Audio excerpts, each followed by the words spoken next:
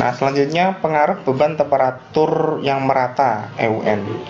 Nah, sebetulnya di sini nanti itu pada gelagar kita tidak menghitung gayanya ya, tapi kita menghitung berapakah muai jembatannya. Jadi jembatannya memuai berapa sentimeter. Itu nanti digunakan untuk pada beban gesekan tumpuan. Sehingga ini satu kesatuan sebetulnya. Ingat koefisien panjang beton itu adalah 1 kali 10⁻⁵ per derajat Celcius. Suhu maksimum desainnya kita lihat dari sini. Maksimumnya 40 derajat dan minimumnya adalah 15 derajat karena kita menggunakan beton, gitu ya. Sehingga muai jembatan akibat perubahan temperatur itu adalah alfa dikali L jembatan dikali T max min T min, ketemulah angka 0,0063 meter atau 6,3 mili ya, 6,3 mm muainya. Nah, 6,3 mili inilah itu menjadi gaya gesek pada tumpuan atau bearing friction. Di sini kelakuan geser elastomer bearing pad saya asumsikan menggunakan ukuran 600 x 600 ya. Itu ternyata ada di SNI 3966 2012. Itu adalah 111.000 kN per meter. Nah, apa itu SNI-nya? Saya tunjukkan di sini. Ini saya ambil dari web NSPK Jembatan PU.id. Kita lihat, jadi ini adalah SNI uji kekuatan tekan dan kelakuan geser bantalan karet jembatan. Jadi ini kan standarnya ya. Mungkin yang lebih valid sebenarnya kalau kita lihat di katalog produk. Jadi kalau kita search, tapi sudah ada pabrik-pabrik produksi elastomer bearing dengan ada katalognya. Nah, sebentar kita gunakan ini dulu. Tadi kita menggunakan ukuran 600 x 600 gitu ya. Itu sih asumsi saya aja. 600 x 600. Ini saya asumsikan menggunakan elastomer bearing dengan ketebalan 6 lapis tebalan. Nah, ini dengan kekuatan geser tiap lapis adalah 18,5 kali 10⁻³ kN per meter, sehingga kalikan dengan 6 karena kita ada 6 lapis, misalkan ketemu angka tadi gitu. Jadi sini terserah mau menggunakan berapa lapis gitu. Ketemu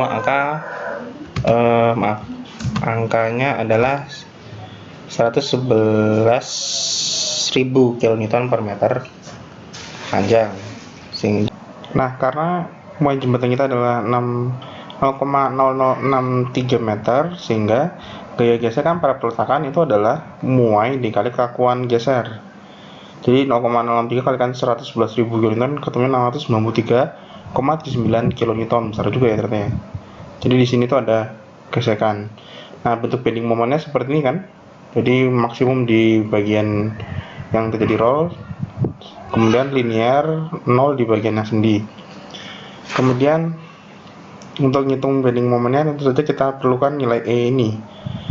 Jadi titik berat dari sisi bawah nilai E itu adalah 0,9 meter. Ini sudah kita cari sebelumnya ya di sini tadi. Jadi titik berat gelagarnya 0,9 meter dari sisi bawah. Kemudian momennya adalah gaya dikali lengan, sehingga ketemu 624,59 kN. Dan momen di tengah bentang mengacu dengan gambar ini. Jadi kan tengah bentang itu kan di sini setengah, dia perbandingan segitiga. Jadi ini kan segitiga besar gitu dengan segitiga tengah, berarti dia setengah dari momen pada sisi tumpuan. Maka kita bagi 2, 312,3 kN. Dan gaya gesernya adalah momen dibagi L. Momennya momen yang ini 624. Jadi yang 624,59 dibagi panjang jembatan. Baik, selanjutnya adalah beban angin pada struktur jembatan. Inilah kondisi tanpa ada beban kendaraan ya, jadi hanya pada struktur jembatannya saja. Seperti sudah saya sampaikan, itu berawal dari tekanan angin dari samping dikalikan luas penampang samping, jadilah resultan gaya horizontal dengan titik tangkap kurang lebih ya setengah adalah dari tinggi total ini. Nah, akibat gaya ini itu jembatannya terguling ke arah kiri dengan titik rotasi adalah center line jembatan, sehingga gelagar 1, 2, dan 3 ini mau lebih kayak tekan ke bawah, sedangkan 4, 5, dan 6 ini terangkat ke atas gitu, dengan masing-masing gelagar punya lengan sendiri-sendiri. P1 lengannya A1, P2 lengan A2, P3 lengan A3, 4, 5, dan 6 saya rasa mirror, jadi sama persis dengan 3, 2, dan 1, jadi tidak saya gambarkan. Kemudian lebar total kita itu 9,6, itu dari tepi luar railing ke tepi luar railing sini. Itu kalau dihitung ketemulah 9,6. Pertama kita hitung dulu luas bidang kontak kita. Jadi luas samping dari gelagar hingga sampai atas railing. Pertama kita hitung luas bidang samping gelagar hingga slab lantai. Jadi dari sini sampai ke sini itu berapa? Besarnya adalah 1,7 meter, ini tinggi 1,7 dikali dengan panjang jembatan, ketemulah 42,5 meter persegi. Terus untuk yang bagian atas tiang railing itu kita punya ada 14 railing. Luas kontak bidang samping itu adalah 30 cm kali 1,2. Jadi karena tingginya adalah 1,2, terus lebarnya 30 bidang gambar ini itu adalah 30 cm, bukan 15 cm, kan 15 cm yang ke arah sini kan. Jadi walaupun dia bengkok seperti ini, tapi luas penampang proyeksinya ya lurus, sehingga luasnya ya cuma tinggal tinggi dikali tebalnya, seperti itu. Kemudian luas kontak railing adalah luas satu buah tiang dikalikan 14 buah, ketemu 5,04 meter persegi. Kemudian pipa railing saya anggap 10 cm diameternya. Panjangnya total berarti kan 50 meter karena ada dua pipa atas dan bawah, berarti kan dia 20 meter kali 2, 50 meter. Luas penampang luas kontak dari pipa kan berarti sama dengan panjang total dikali diameternya saja, karena ini kalau dari samping kan berarti kayak persegi 4 ya, persegi panjang, jadi nggak perlu hitung luas lingkaran tapi luasnya persegi panjang. Luas bidang kontak total itu adalah luas girder 42,5 tambah luas railing, tiang railingnya 5,04 tambah luas pipa, yaitu 47,64 meter persegi. Nah, yang nggak kalah rumitnya adalah menganalisis berapakah nilai tekanan ini, PD. P desain, tekanan angin desain kita. Asumsi elevasi jembatan adalah 100 meter dari permukaan laut. Asumsi jembatan pada daerah suburban, jadi daripada daerah suburban seperti ini, asumsi aja. Ini asumsi dari soal ini. Maka nilai kecepatan nolnya adalah 17,6 km per jam dengan nilai Z0-nya adalah 1000 mm. Kecepatan angin dasarnya itu saya ambil yang paling kecil 90 km per jam, karena kan dari SNI bilang harus antara 90 sampai 120 km per jam. Saya ambil yang paling kecil 90 km per jam. Kemudian kecepatannya pada elevasi 10.000 mm dari permukaan laut, V10 saya asumsikan sama dengan V dasar 90, sehingga kecepatan angin desain untuk ketinggian 100 meter dari permukaan laut itu menggunakan rumus ini ada di SNI, 2,5 dikali V0 dikali V10 per VB dikali ln logaritma natural dikali Z dibagi Z0, ketemunya adalah 202,6 km per jam. Fantastis ya, tapi nggak apa-apa. Ini yang ngaruh di ini tekanan angin desain kita adalah tekanan angin dasar dibagi kecepatan VDZ itu ini tadi 202 dibagi kecepatan dasar dikuadratkan, maka tekanan angin desain kita adalah 0,0122 megapascal. Daya tekan angin, maka daya tekan resultan pH ini sama dengan PD dikali luas kontak. Itu adalah ketemu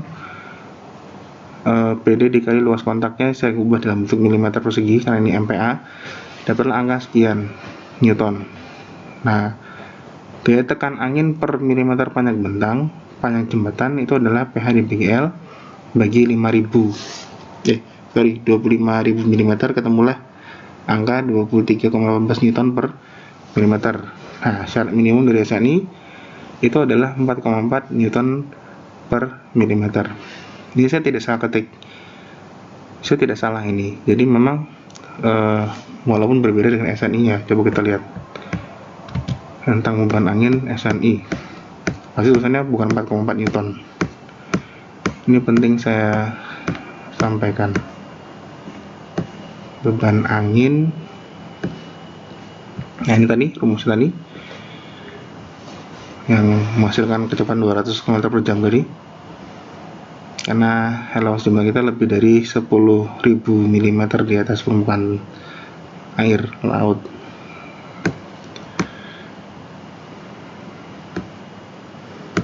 Nah ini dia, kalau kalian perhatikan, gaya total beban angin tidak boleh diambil kurang dari 4,4 kN per meter pada bidang tekan dan 2,2 kN pada bidang hisap gitu ya, serta tidak kurang dari 4,4 kN per meter untuk balok balagar.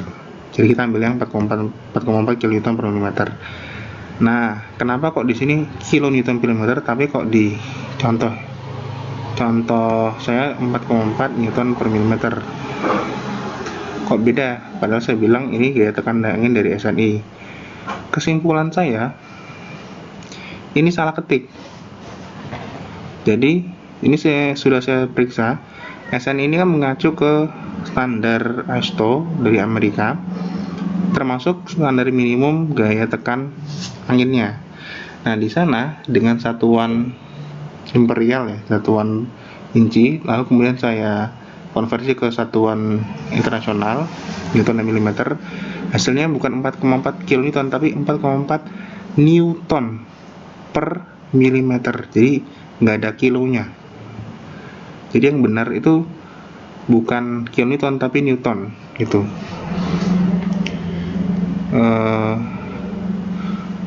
Kalau coba kita lihat acuan SNI ini kan ke AASHTO tahun 2012 kalau nggak salah.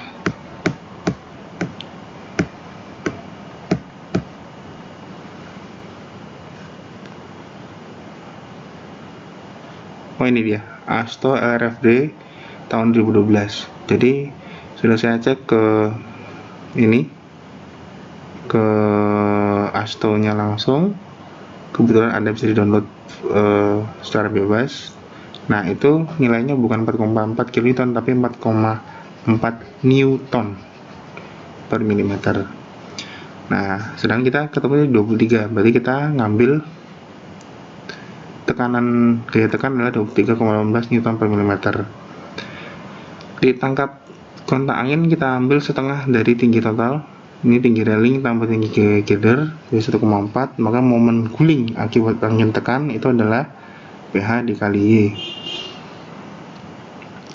pH-nya ambil yang ini 57,99555 gitu, dikali 1,45, ketemulah sekian Newton meter.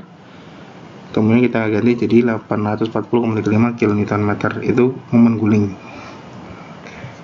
Terus berapa gaya P1? Kenapa kita ambil gaya P1? Karena P1 ya gaya paling besar, jadi yang paling kritis kan nilainya P1 atau P6. Nah sudah saya jelaskan asal rumusnya dari mana. Rumusnya adalah P1 adalah A1 dibagi sigma AI kuadrat dikali momen guling gitu. Ini P1, P2, P3 sampai P6, A1, A2, A3 sampai A6 dikuadratkan masing-masing, ketemunya ini dijumlahkan.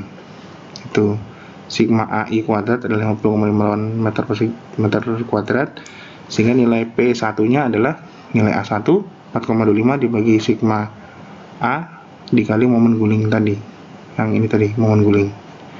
Dapatlah gaya P1 sebesar 70,62 kN gitu. Lanjut, belum selesai karena kita punya gaya angin vertikal. Gaya angin vertikal itu adalah gaya angin yang ditangkap seperempat dari lebar jembatan menekan ke arah atas seperti ini gitu. Tentu saja nanti menambah efek yang pH ini, jadi P1 akan dijumlahkan. Besarnya berapa? Besarnya adalah P desain vertikal dikali lebar jembatan total. Jadi lebar jembatannya adalah yang 9,6 bukan 9 meter, karena nilainya adalah 9,6 kali 10 pangkat min 4 MPa, kita kalikan dengan lebar, jadi ketemunya baru Newton per milimeter dengan panjang jembatan 25.000 mm, sehingga gaya angkat totalnya adalah nilai 9,2 dikalikan dengan panjang jembatan 230,36 kN, nilai P ke atas ini. Titik tangkapnya adalah di 1/4 lebar jembatan, maka 1/4 kali lebar adalah 2400 mm. Momen guling akibat gaya angin vertikal sama dengan gaya kali lengan, kan gaya kali lengan. Kalau ini 1/4, termasuk ini juga 1/4 kan, karena ini pasti tengah-tengah gitu. Itulah kenapa ini 1/4. Gaya dikali lengan dibagi 1000 nih, 1000 ini untuk faktor konversi aja, konversi dari milimeter ke meter, ketemu sekian. Maka gaya tekan gelagar P1 akibat gaya momen vertikal sama A1 dibagi sigma A1 dikali MH, ketemulah dari sini kita ambil ya, kan nilainya nggak berubah, ketemulah nilai 46,47, sehingga gaya tekan P1 total itu adalah P1 akibat vertikal tambah P1 tambah horizontal, ketemulah sekian. Nah, kan ketemu kilonewton nih. Nah, itu kita ekivalenkan dengan beban terbagi merata. Jadi gaya tekannya itu kita asumsikan merata sepanjang jembatan, sehingga kita bisa hitung beban terbagi meratanya adalah P tadi dibagi panjang jembatan, ketemulah 12,2. Tujuannya apa? Untuk perhitungan shear force dan bending moment. Bending moment 1/8 Q L², shear force setengah Q dikali L. Itu tujuannya.